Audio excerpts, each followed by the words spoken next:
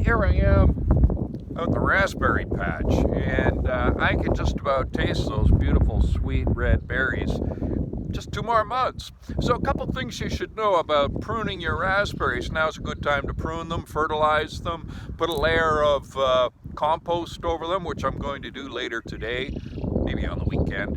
And something you should know about raspberries: they bear fruit on last year's growth or last year's wood. After they bear fruit, the cane dies. So that's why when you look at a raspberry patch like this one here, you often see dead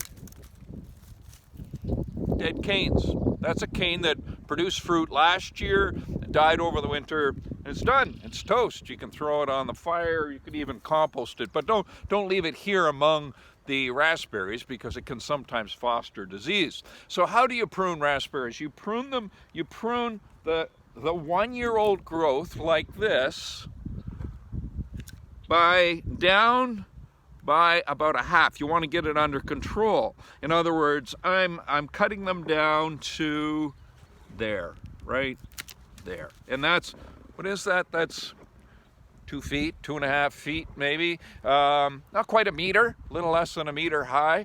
Now, these are going to produce fruit this July.